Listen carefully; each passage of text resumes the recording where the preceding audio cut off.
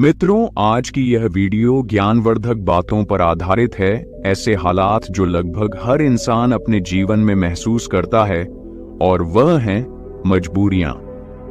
आज की इस वीडियो में हम जानेंगे कि मजबूरियों से लड़ने का सही तरीका क्या है। यह कहानी सबल नाम के व्यक्ति के बारे में है जो बहुत दुखी था। एक समय की बात है, एक छोटे से गांव में सबल नाम का आदमी रहता था। वह गरीब था और उसके पास केवल एक छोटा सा घर और छोटी सी जमीन थी। उसका जीवन कठिनाइयों से भरा था और उसकी मजबूरी उसे रात दिन परेशान किया करती थी। अपनी पत्नी और एक बेटा होने के बावजूद वह आदमी बड़ा ही अकेला महसूस करता। वह मन ही मन सोचता रहता कि मेरे जीवन में कितनी मजबूरियां हैं। एक दिन वह एक पेड़ के नीचे बैठकर रो रहा था। तभी एक साधु वहां से गुजर रहा था। साधु ने देखा कि उसके चेहरे पर बहुत सारे गम थे और वह व्यक्ति दुखी होकर फूट फूट कर रो रहा था। साधु ने उसके पास जाकर पूछा, क्या हुआ बेटा, तुम इतने परेशान क्यों हो? वह आदमी बोला, तुम तो एक साधु हो, भला तुम मेरी क्या मदद करोगे? मैं पहले से ही अपनी मजबूरियों के कारण काफी परेशान हूं। साधु ने शांत रहते हुए कहा, बेटा, इतना दुख तुम अकेले क्यों सहन कर रहे हो? मुझे बताओ क्या हुआ, शायद मैं तुम्हारा दुख दूर कर सकूं। वह आदमी साधु से कहता है, तुम मेरी मजबूरियों से मुझे मुक्त कैसे कर सकते हो? तुम्हें तो खुद नहीं पता मजबूरियां क्या होती हैं। साधु हंसते हुए बोले, बस इतनी सी बात, मैं तुम्हारी मजबूरियों को एक ताकत बना सकता हूं। तुम्हें कभी भी काम करने में बोझ महसूस नहीं होगा। मैं तुम्हें एक ऐसा रास्ता बताऊंगा जिससे तुम हर काम खुशी खुशी करोगे। लेकिन तुम्हें पहले मेरा काम करना होगा। क्या तुम तैयार हो? वह सबल सोच में पड़ गया। साधु ने कहा कि एक ऐसा रास्ता है जिससे वह हर काम खुशी खुशी कर सकता है और उसके बदले में केवल एक काम करना होगा। पर क्या यह सच है? ऐसा कुछ इस साधु को पता भी होगा या यह साधु बस मुझे पागल बना रहा है? सबल ने कुछ देर सोचकर उस साधु को मना किया, ये कहते हुए कि मुझे नहीं लगता कि तुम ऐसा कुछ बता सकते हो। सबल मना करके वापस घर लौट आया। कुछ दिनों तक तो उसके दिमाग में वह साधु की बातें घूमती रही, लेकिन धीरे धीरे वह उस साधु और उसकी बातों को भूलता गया। उसके दिमाग से साधु भी धीरे धीरे निकलता गया। वह फिर से अपने रोज के दिनचर्या में वापस चला गया। फिर कुछ महीनों बाद उसे एक दिन अपना मित्र मिला। वह मित्र उसे कहता है, हमारे गांव में एक ज्ञानी साधु प्रवचन देने आ रहे हैं। वह जो भी कहते हैं वह करके दिखाते हैं। वह बहुत बुद्धिमान है।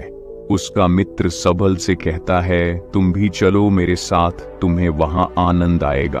कभी तो अपने लिए कुछ समय निकाल लिया करो, तुम कितनी मेहनत करते हो। सबल सोचता है, मैं तो वैसे ही अपने रोज के काम में मग्न रहता हूँ, मेरा मित्र सही तो कह रहा है, कभी अपने लिए भी समय निकालना चाहिए। सबल अपने मित्र के साथ उस साधु के उपदेश को सुनने और वहां जाने के लिए राजी हो जाता है। अगले दिन सबल अपने मित्र के साथ उस आश्रम में जाता है। वहां उसे वही साधु दिखता है जो उसे उस दिन काम को खुशी खुशी करने का मार्ग बताने का वादा कर रहा था। मित्र से बात करते समय उसने पूछा कि क्या यही वह साधु है जिनके उपदेश हम आज यहाँ सुनने आए हैं? उसके मित्र ने पुष्टि की कि हाँ, यह साधु वाकई महान है और उनके पास ज्ञान की अमूल्य धारा है, और तो और उसके पास तो स्वयं राजा भी ज्ञान लेने आते हैं। सबल अपने मित्र से कहता है कि मैं इस साधु से मिल चुका हूं। फिर सबल अपने मित्र को सारी बात बताता है। उसका मित्र पूरी बात सुनकर कहता है, अगर यह साधु ने तुम्हें वचन दिया है तो अवश्य ही वह से पूरा करेंगे। तुम्हें उनसे फिर से मिलना चाहिए। आदमी फिर मन ही मन यह सोचता है कि क्या मेरा अब उनसे मिलना ठीक रहेगा? मैं उन साधु के पास जाऊं कि नहीं? वह मेरे बारे में क्या सोचेंगे? परंतु अब उसके मन में यह विश्वास था कि वह साधु उस दिन उसे पागल नहीं बना रहे थे, और अगर थोड़ी सी भी उम्मीद है कि मैं एक ऐसा रास्ता जान जाऊंगा जिससे मुझे कोई भी मजबूरी, कोई भी पीड़ा छोटी लगने लगेगी और मैं उस काम को खुशी खुशी करूं, तो यह मुझे जानना ही है, फिर भले ही मुझे उन साधु के सामने शर्मिंदा ही क्यों ना होना हो, चाहे कुछ भी हो, मैं इस मौके को अपने हाथ से जाने नहीं दूंगा। यही सोचकर सबल उन साधु से मिलने का निश्चय करता है। उपदेश समाप्त होते होते शाम हो चुकी थी। जैसे ही वह उपदेश समाप्त हुए, सब लोग आश्रम से बाहर जाने लगे। सबल उस साधु के पास जाता है। सबल कहता है, गुरु, क्या आपको याद है? मैं आपको मिल चुका हूं, मुझे माफ करना। मैंने आपको उस दिन काफी भला बुरा कहा और मैं उस वजह से बहुत शर्मिंदा भी हूं। मुझे अब बहुत पछतावा हो रहा है, परंतु क्या आप मुझे वह मार्ग बता सकते हो जिससे मैं खुशी खुशी काम करूं? मैं आपका कोई भी काम करने के लिए तैयार हूं। साधु हंसते हुए कहते हैं, हाँ, मुझे याद है, तुम वही आदमी हो जो उस दिन दुखी हालात में मुझे मिला था। ठीक है, मैं अपना वादा पूरा कर दूंगा, लेकिन अब शाम हो चुकी है और मैं पूरे दिन उपदेश देकर थक गया हूं। तुम मुझे कल सुबह इसी आश्रम के बाहर मिलना। सबल बहुत खुश होता है और कहता है, जी गुरुदेव, मैं कल सुबह आपसे मिलने आ जाऊंगा। सुबह होते ही सबल उस आश्रम के बाहर उस साधु से मिलने जाता है। जब सबल वहां पहुंचता है तो गुरु दरवाजे पर रुके होते हैं। सबल उन साधु के पास जाता है और कहता है, गुरुदेव, मैं तैयार हूं। साधु सबल से कहते हैं, बेटा, मुझे अपना वादा याद है जो मैंने तुमसे किया था, परंतु तुम्हें समझने के लिए मुझे तुमसे एक काम करवाना पड़ेगा। सबल उस साधु से कहता है, जी गुरुदेव, मैं कुछ भी करने के लिए तैयार हूं। आपका काम क्या है जो मैं कर सकता हूं, मुझे बताइए। वह साधु उसे पास के तालाब के पास ले जाते हैं। वहां एक बड़ा सा पत्थर था जो पानी के बहाव को रोक कर बैठा था। साधु सबल से कहते हैं, बेटा, क्या तुम्हें यह पत्थर दिख रहा है जो पानी के बहाव को रोक कर बैठा हुआ है? सबल कहता है, जी। फिर साधु कहते हैं, तुम्हें इस पत्थर को यहां से हटाना है। जैसे ही तुम इस पत्थर को हटाओगे, तुम्हें तुम्हारे प्रश्नों के उत्तर मिल जाएंगे। व्यक्ति कहता है, लेकिन गुरुदेव, यह कैसे मुमकिन है? यह तो इतना बड़ा पत्थर है, मैं इसे कैसे हटाऊं? और फिर इस पत्थर को हटाने से मेरे जीवन की मजबूरियां कैसे हट जाएंगी? मुझे कुछ समझ नहीं आ रहा। साधु कहते हैं, तुमने कहा था कि तुम मेरा कोई भी काम करो दोगे, तुम्हें इस पत्थर को हटाना ही पड़ेगा, अन्यथा मैं तुम्हें तुम्हारे प्रश्नों का उत्तर कभी नहीं बताऊंगा। अब मैं अपने आश्रम जा रहा हूं। जब तुम यह काम कर दोगे, उसके बाद तुम मुझसे मिलने आना। इतना कहकर साधु अपने आश्रम की ओर बढ़ गए। सबल ने सोचा, मुझे यह समझ नहीं आ रहा है कि गुरुदेव मुझे इस पत्थर को हटाने का काम क्यों दे रहे हैं, लेकिन जो कुछ भी हो, मेरे समस्याओं का हल तो मुझे चाहिए। मैं अपने जीवन से बहुत दुखी हूं, और अगर मुझे इस पत्थर को हटाने से मुझे गुरुदेव उत्तर बता देंगे तो ठीक है। गुरुदेव अगर मुझे यह करने को कह रहे हैं तो इसमें जरूर कोई बात होगी। इतना सोचकर उस आदमी ने उस पत्थर को अपने हाथों से हटाने का प्रयास शुरू किया, लेकिन वह पत्थर इतना विशाल और भारी था कि वह थोड़ा भी नहीं हिला। कुछ देर बाद थक हार कर उसने अपनी पीठ के बल पर लेटकर फिर से प्रयास किया। उस पत्थर को हटाने की कोशिश की। उसने देखा कि वह पत्थर थोड़ा सा अपनी जगह से हिल गया, पर जैसे ही वह थोड़ा सा सीधा हुआ, वह पत्थर फिर से अपनी जगह पर वापस आ गया। सबल का आत्मविश्वास टूट गया। वह मन ही मन सोचता है कि यह कैसा काम दिया है मुझे। इस साधु ने यह पत्थर तो हिलने का नाम भी नहीं ले रहा। बाहर बहुत धूप थी और सबल पसीने में भीग जाता है। सबल बीच में ही रुक जाता है, पर फिर उसे उन साधु की शर्त याद आती है जिसके मुताबिक अगर वह उनका काम नहीं करेगा तो उसे वह नहीं मिलेगा जो वह चाहता है। यह काम करना भी एक प्रकार की मजबूरी ही थी। काफी समय बीत जाने के बाद सबल ने पास में ही एक पेड़ देखा और उसे उस पेड़ को देखते ही एक तरकीब सूझी। उसने सोचा, क्यों ना मैं एक लकड़ी के टुकड़े को पत्थर के नीचे फंसाकर उस लकड़ी पर अपना वजन रखूं। इससे मुझे कम जोर लगाना होगा और लकड़ी बड़ी और मजबूत होने के कारण उसका परिणाम ज्यादा होगा।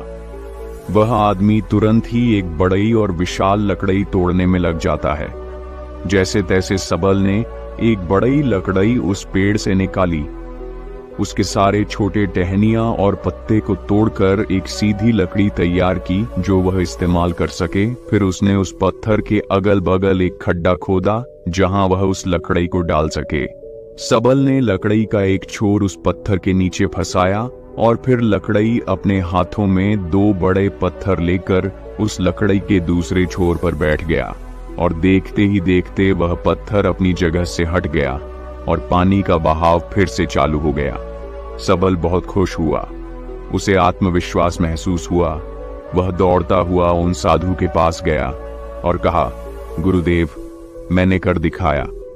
मैंने उस पत्थर को हटा दिया और मैंने अपना वचन भी पूरा कर दिया। साधु पूरी बात सबल से सुनने के बाद कहते हैं, तुमने अच्छा काम किया, मेहनत की, तुमने तरकीब भी निकाली और तुमने अपने दिमाग का भी इस्तेमाल किया। लेकिन मुझे एक बात बताओ, क्या तुम्हें लगा था कि तुम यह काम कर पाओगे? लकड़ी कहता है, नहीं गुरुदेव, मुझे नहीं लगा था कि मैं इतना बड़ा पत्थर हटा पाऊंगा। साधु पूछते हैं, क्या लगता है तुम्हें, तुम यह सब क्यों कर पाए? सबल देता है, क्योंकि यही आपकी शर्त थी। अगर मैं नहीं करता तो मुझे अपना जवाब कभी नहीं मिलता। साधु कहते हैं, तो तुम यह कह रहे हो कि यह काम करना तुम्हारी एक मजबूरी थी? सबल कहता है, हाँ, लेकिन आप वही क्यों पूछ रहे हो? इस पर साधु कहते हैं, मैं तुम्हें यही तो समझाना चाहता था। जिस तरह आज तुम्हारे सामने वह पत्थर हटाने की मजबूरी थी, इसी तरह तुम्हारे जीवन में भी तुम्हारे सामने कई मजबूरियां आएंगी। साधु आगे कहते हैं, मजबूरियां ही तुम्हें वह काम करवाती है जो तुम्हें नहीं लगता कि तुम वह कर सकते हो। तुम्हारी मजबूरियां तुम पर बोझ नहीं है, बल्कि मजबूरियों के कारण तुम जिंदा भी हो। तुम खुद सोचो, अगर तुम्हारे ऊपर मजबूरियां ना होती और काम करके अपने परिवार के लिए कमाई करने की कोई पाबंदी ना होती, तो क्या तुम अपने घर से बाहर भी निकलते नहीं ना? तुम एक ही जगह बस आराम से बैठे रहते। लेकिन क्या ऐसा आराम काम करना ठीक है? क्या तुम्हारे शरीर में बीमारियां नहीं आ जाती? तुम अपनी मजबूरियों के कारण काम करते हो, जिससे तुम स्वस्थ और तंदुरुस्त रहते हो जहां तुम पहुंचना चाहते हो। यह मजबूरियां ही तुम्हें वहां का रास्ता दिखा सकती हैं। वह हमें बताती है कि हमें क्या करना चाहिए। उस लक्ष्य तक पहुंचने के लिए तुम्हारी समस्या यह नहीं है कि तुम्हारे ऊपर मजबूरियां हैं, बल्कि तुम्हारी समस्या यह है कि तुम उन मजबूरियों को एक बोझ समझ रहे हो। हमारी मजबूरी हमारे लक्ष्यों को प्राप्त करने में हमारे लिए एक माध्यम बन सकती है और हमें नए दिशाओं में ले जा सकती है। जैसे कि तुमने लकड़ी का उपयोग किया ताकि उस पत्थर को हटा सको, ऐसा ही कुछ हमारे साथ जीवन में भी होता है। जब हमसे ऊंचे स्तर के लोग, जैसे कि हमारे बॉस या फिर माता पिता या फिर कोई गुरु हमें कोई कठिन काम देते हैं, तो हमें लगता है कि यह काम हमारे लिए बहुत मुश्किल है। जब तुम्हारे व्यापार में कोई विरोधी व्यापारी तुम्हारी तकलीफें बढ़ा देता है, जो तुम्हारे लिए मुश्किल होता है, तो तुम कैसे उसका सामना करोगे? अक्सर हम नहीं चाहते कि ऐसी समस्याएं हमारे सामने आएं, लेकिन सच्चाई तो यह है कि वह हमारे सामने हैं और हमें हमारे लक्ष्यों को प्राप्त करने से रोक रही है। क्या लगता है आपको, ज्यादातर लोग इस स्थिति में क्या करते होंगे? बेशक कोई नहीं चाहता कि वह संकट में आए, लेकिन जब एक विशाल समस्या उनके सामने खड़ी होती है, ऐसी कठिन समस्याएं जो उन्हें परेशान करती हैं, तब क्या करते होंगे लोग?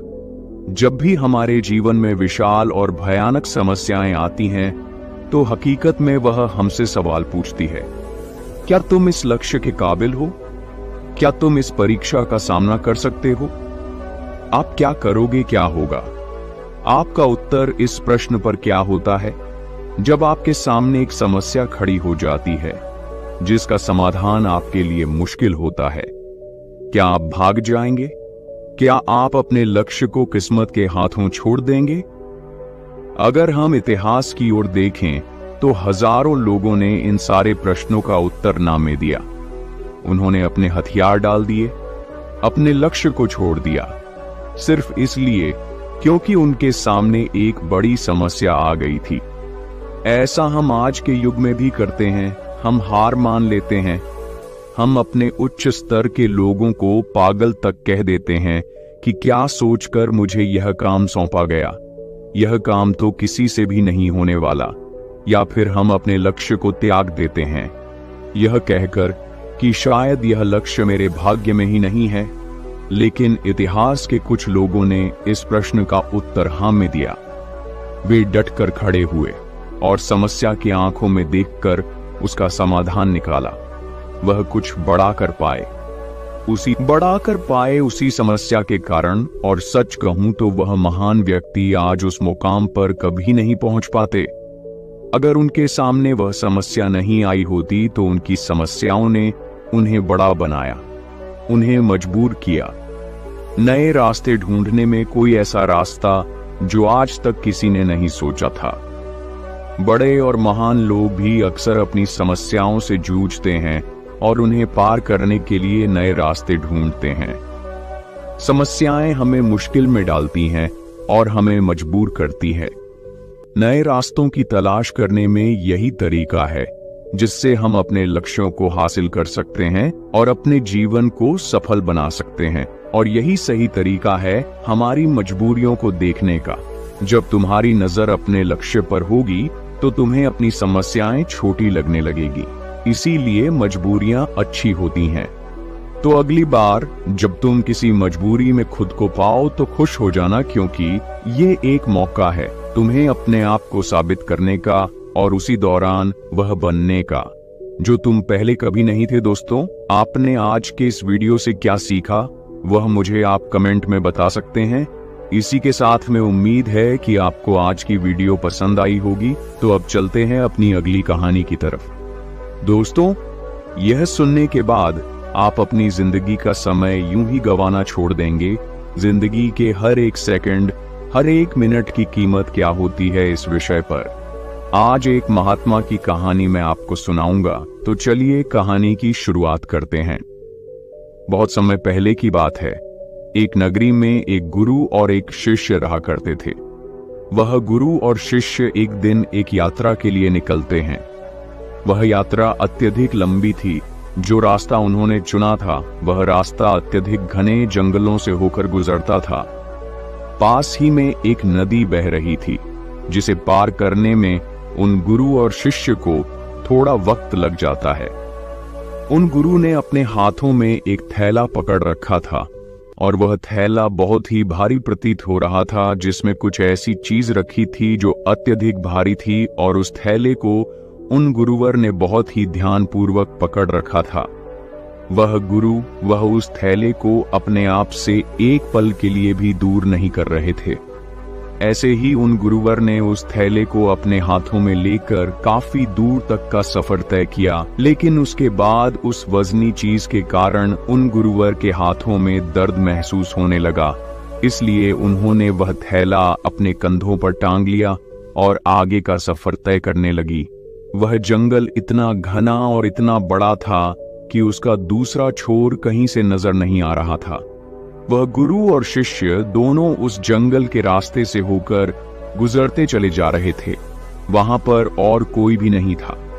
तभी वह गुरु अपने शिष्य से कहते हैं, भंते, तुम्हें डर तो नहीं लग रहा? वह शिष्य अपने गुरु की यह बात सुनकर अत्यधिक हैरान हो जाता है और वह बड़ी हैरानी से अपने गुरुवर से कहता है गुरुवर, आप यह क्या कह रहे हैं? हम एक सन्यासी हैं, हमें किस बात का डर? आखिर आप ऐसा क्यों पूछ रहे हैं? पहले तो मैंने आपको यह कभी पूछते नहीं देखा। कहीं आप मेरी परीक्षा तो नहीं ले रहे? इस पर गुरुवर अपने उस शिष्य से कहते हैं, नहीं, मैं तो बस यह जानना चाहता था कि इतने घने जंगल में हम कब से चले जा रहे हैं। हो सकता है तुम्हारे मन में डर पैदा हो रहा हो, इसलिए मैंने बस तुमसे पूछ लिया। इस पर शिष्य कहता है, गुरुवर, आप ही ने तो सिखाया है, यह सब कुछ नश्वर है, तो फिर मुझे किस बात का डर होगा? नहीं, मेरे पास कुछ ऐसा है जिसे खोने का मुझे डर हो, तो फिर भला मैं किस बात से डरूंगा? अपने शिष्य की यह बात सुनकर वह गुरुवर कहते, अच्छा ठीक है, चलो आगे बढ़ते हैं।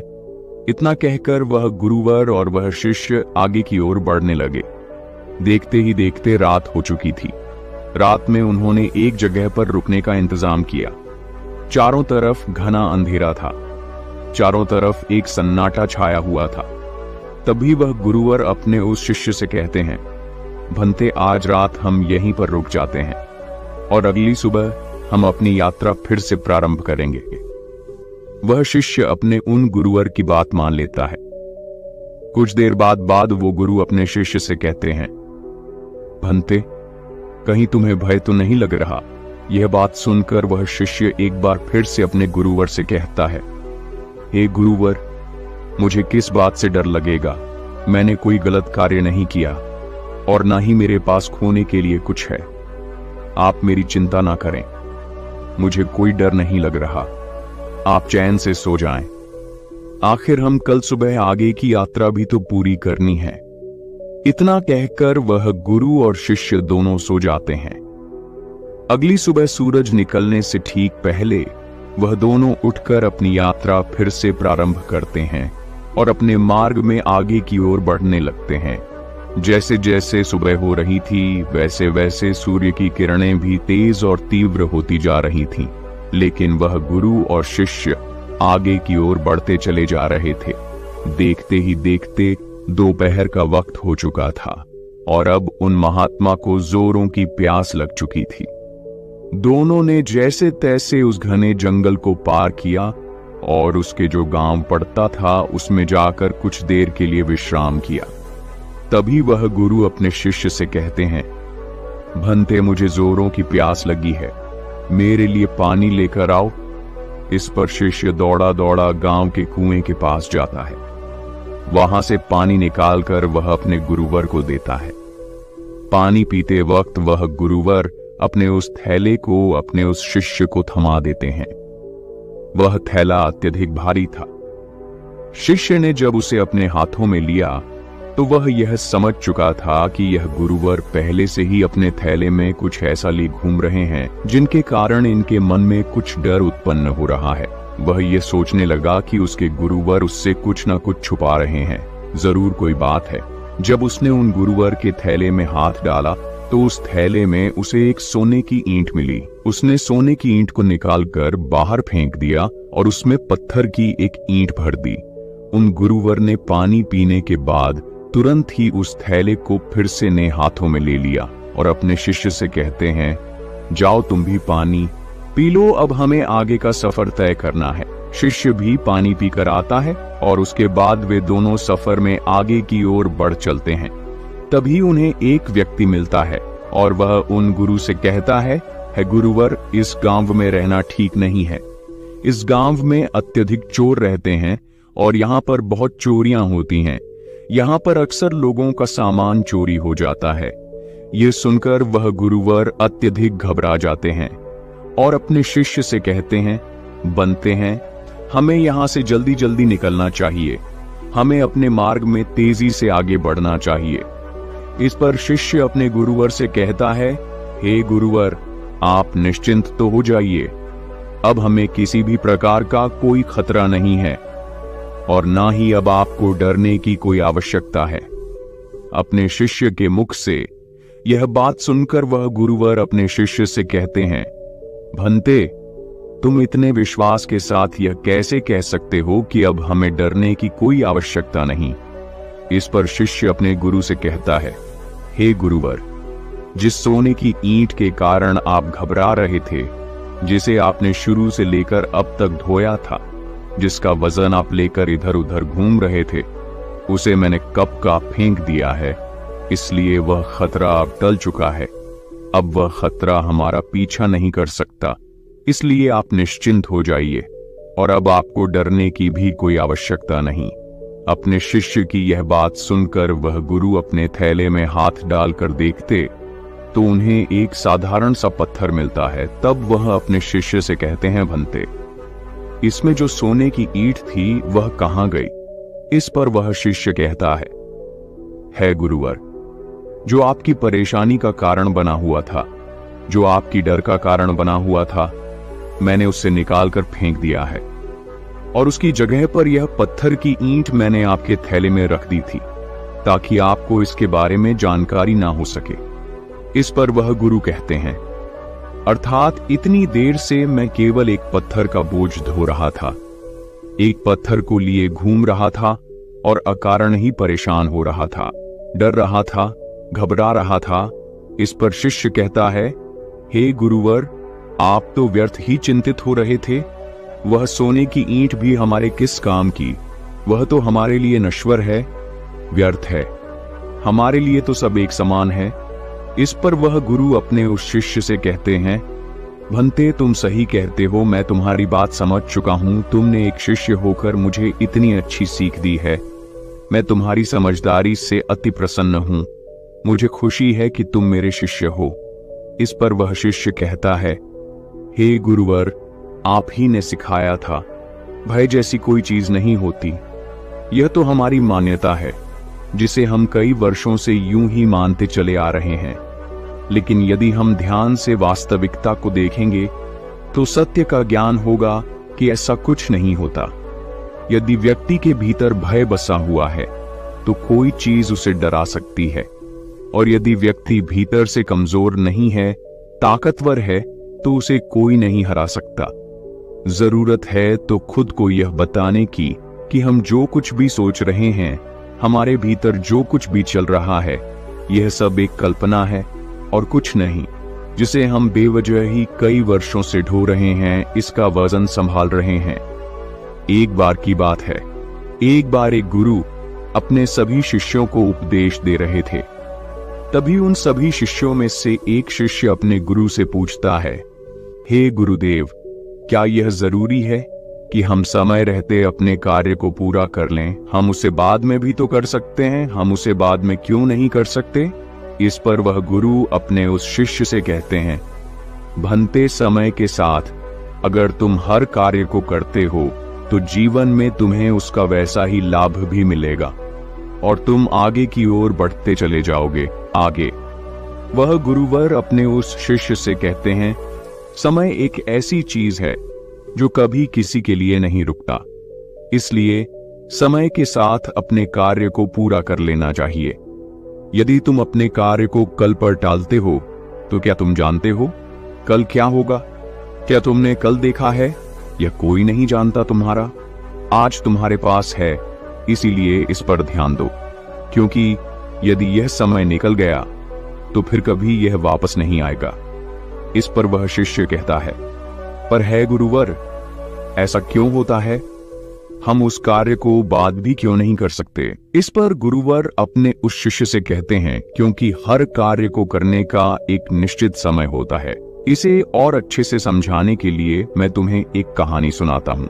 इस कहानी को ध्यान पूर्वक सुनना और समझने का प्रयास करना। एक समय की बात है, एक सबल नाम का व्यक्ति था जिसका एक बेटा भी था और उसका बेटा बहुत आलसी था। वह कभी भी किसी कार्य को समय पर पूरा नहीं करता था। एक काम करता और उसके बाद वह भाग जाता और घर पर भी वह वापस नहीं आता। इसी तरह उसका कार्य अधूरा रह जाता। जब वह अगले दिन उस कार्य को पूरा करने जाता तो उसका काम और भी ज्यादा बढ़ जाता। वह किसी भी कार्य को मेहनत और लगन के साथ पूरा नहीं कर पाता था और यह बात उसके पिता को बहुत अच्छे से पता थी कि उसका बेटा किसी भी कार्य को पूर्ण रूप से नहीं करता, ना ही किसी काम को सही ढंग से करता है। इस कारण वह व्यक्ति अत्यधिक चिंतित रहता। उसे यह समझ नहीं आ रहा था कि अपने बेटे को कैसे समझाए कि हर कार्य को उचित समय पर पूरा कर लेना चाहिए। देखते ही देखते समय बीत गया और वह व्यक्ति बूढ़ा हो चुका था। उसकी आय हो चुकी थी और अब उसे यह चिंता सताने लगी थी कि उसके बेटे को कौन संभालेगा, उसे कौन समझाए कि कैसे कोई कार्य सही समय पर और सही ढंग से करना चाहिए। एक दिन उसने यह तय किया कि वह अपने बेटे से इस विषय पर बात करेगा। उसी दिन शाम को खाने के वक्त वह व्यक्ति अपने बेटे को अपने पास बुलाता है और उसे समझाते हुए कहता है, बेटा, तुम जानते हो हम सब किसान हैं और किसानी करके ही हमारा पेट भरता है और हमारा जीवन भी इसी से चल रहा है। मैं जब तक स्वस्थ था मैंने पूरी लगन और मेहनत के साथ इस कार्य को पूरा किया है, लेकिन अब मैं बूढ़ा हो चुका हूं, मेरी उम्र हो चुकी है, अब मैं तुम्हारा साथ नहीं दे सकता और न जाने कब अब मेरा अंतिम समय भी आ जाए। फिर मेरे बाद इस काम को कौन देखिएगा, कौन तुम्हारे परिवार को खिलाएगा, उसका ध्यान रखेगा। इसलिए मैं हता हूं कि तुम अभी से अपनी जिम्मेदारियां समझ लो और मेरा सारा कार्यभार आज से तुम संभाल लो। उस व्यक्ति के मुख से यह सारी बातें सुनकर उनका बेटा थोड़ा भावुक हो जाता है। तभी आगे उसका पिता उससे कहता है, तुम्हें अब से अपनी हर जिम्मेदारी को समझना होगा, अपने कर्तव्यों का पालन करना होगा, हर काम को स्वयं से करना होगा और यदि तुम अपने सभी कार्यों को समय पर पूरा कर लोगे तो निश्चित तौर पर तुम्हें सही और अच्छे फल भी मिलेंगे। इस पर वह लड़का थोड़ा सा क्रोधित होकर अपने पिता से कहता है, पिताजी, आप क्या कहना चाहते हैं?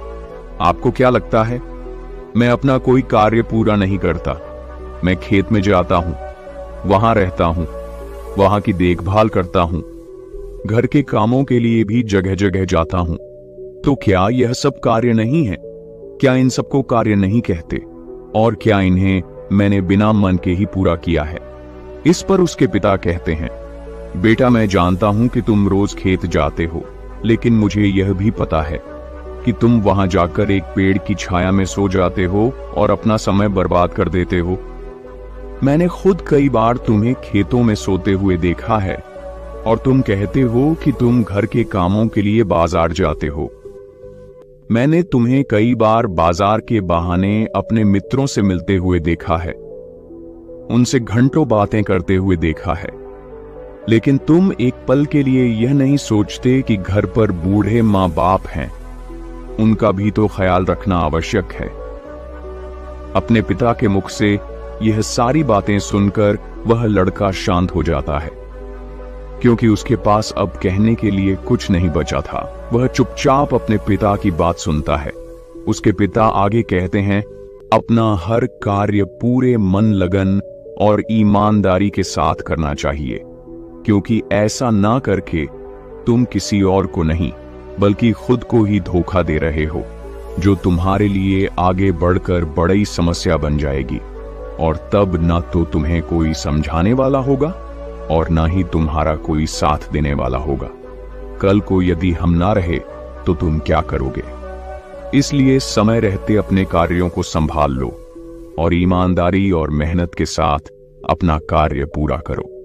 मेरा काम तुम्हें केवल मार्ग दिखाना है और मैं तुम्हें केवल मार्ग ही दिखा सकता हूं। उस पर तुम्हें खुद ही चलना होगा, उसका अनुभव तुम्हें खुद ही प्राप्त करना होगा और यह सब तुम पर निर्भर करता है। यदि तुम मन, लगन और ईमानदारी के साथ अपना कार्य करोगे तो तुम्हारा मन हमें प्रसन्न रहेगा, तुम हमेशा खुश रहोगे, क्योंकि तुमने अपने कार्य में अपना 100% दिया है। इसलिए तुम समय के साथ आगे भी बढ़ते चले जाओगे और यदि तुम समय बर्बाद करोगे तो समय भी तुम्हें एक दिन अवश्य बर्बाद कर देगा, क्योंकि समय किसी का इंतजार नहीं करता। इसलिए अपनी गलतियों को समझो, उन्हें सुधारो, अभी भी समय है। इतना कहकर उस लड़के के पिता वहां से चले गए और वह लड़का भी अपने कमरे में सोने चला गया। लेकिन अब भी वह लड़का अपने पिता की बातों पर ध्यान नहीं देता। ऐसे ही कुछ दिन और बीत गए। कुछ दिनों के बाद उसके माता पिता की तबीयत अचानक खराब हो गई और उनकी अचानक मृत्यु हो गई। माता पिता के जाने के बाद वह पूरी तरह से अकेला हो चुका था। अब उसके साथ कोई नहीं था, उसका किसी चीज में मन नहीं लगता। वह रात रात तक जागता रहता, सोचता रहता कि उसने क्यों अपने पिता की बातें नहीं मानी। यदि उसने अपने पिता की बात मान ली होती तो आज वह हर कार्य को पूरे मन, लगन और ईमानदारी के साथ कर पाता। लेकिन जब भी वह कोई कार्य करने जाता तो उसे कुछ आता ही नहीं था, क्योंकि उसने तो कभी ठीक ढंग से काम किया ही नहीं था। इस कारण उसे कुछ भी झांत नहीं था, उसने कुछ सीखा ही नहीं था। देखते ही देखते ऐसे ही समय बीत रहा था और वह जिन मित्रों के साथ घूमा करता, बातें किया करता, वह भी अब धीरे धीरे कामों पर जाने लगे थे और किसी के पास एक दूसरे के लिए इतना समय भी नहीं था कि वो एक दूसरे के साथ बैठकर बातें कर सके। समय बिता, वह जब एक साथ मिलकर बातें करते तो वे सभी केवल अपने कामों की ही बात किया करते थे, लेकिन वहां पर यह लड़का बिल्कुल चुपचाप रहता, क्योंकि इसने अपने जीवन में कुछ नहीं किया था, जिस कारण यह वहां से क्रोधित होकर वापस चला जाता है और अब उसे पछतावा होता है कि उसने अपने जीवन में कुछ नहीं किया, जबकि उसके सारे मित्र धीरे धीरे आगे बढ़ रहे हैं। वह अपने जीवन में कुछ अलग कर रहे हैं और वह अब भी वहीं का वहीं है। उसने तय किया कि अब से वह खेतों में खूब मेहनत करेगा, जैसा उसके पिता ने कहा था। पूरी लगन और मेहनत के साथ वह अपने कार्य को पूरा करेगा। अगले दिन से उसने खेतों में जाना शुरू किया और अपने कार्य को करने का प्रयास किया, लेकिन उसने तो पहले कभी किसी कार्य को किया ही नहीं था, जिस कारण उसे यह समझ नहीं आ रहा था कि वह क्या करे, कैसे करे, जिस कारण निराश होकर वह वापस घर लौट जाता है और रात के बाद वह अपने मित्रों के बारे में सोचता है कि सब कुछ काम कर रहे हैं, कुछ अलग कर रहे हैं, वे सब आगे बढ़ रहे हैं और मैं अकेला हूं। मेरा साथ देने वाला कोई नहीं है। मैंने अपने जीवन में कुछ नहीं कर पाया। यदि मैंने अपने पिता की बात मान ली होती तो आज मैं भी अपने जीवन में कुछ कर रहा होता। यह सोचकर वह अपने पिता को याद करने लगा और फूट फूट कर रोने लगा। उसने अपने पिता की एक भी बातों पर अमल नहीं किया था और यही वजह थी कि आज वह बहुत चिंतित था, बहुत परेशान था और उसका साथ देने वाला भी कोई नहीं था। वह रात रात भर यूं ही सोचा करता, परेशान रहता, चिंतित रहता और जब सुबह होती तो वह खेतों में जाकर मेहनत करने का प्रयास करता, लेकिन उसे कुछ समझ ही नहीं आ रहा था। एक दिन वह अपने घर पर बैठकर इसी चिंता में डूबा हुआ था। तभी उसे ख्याल आया कि इतना सोचने और परेशान होने से कुछ नहीं होगा। अभी इतनी देर नहीं हुई है, मैं जरूर कुछ कर सकता हूं। मुझे अपने पिता की बातों का पालन करना होगा। मैं जो गलती कर चुका हूं उसे मुझे सुधारना होगा, आगे बढ़ना होगा। उस दिन वह यह तय करता है कि यदि मैंने अब तक कुछ नहीं किया, लेकिन अब मैं अवश्य कर सकता हूं। मैंने अब तक किसी की नहीं सुनी, लेकिन अब मैं दूसरों की बात जरूर सुनूंगा और खूब मन लगाकर मेहनत करूंगा।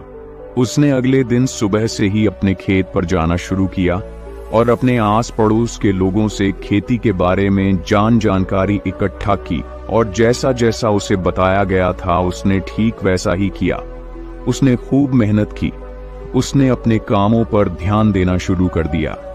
जो काम उसे नहीं आता था वह उससे किसी से पूछ लेता था और फिर उस पर कार्य करता था।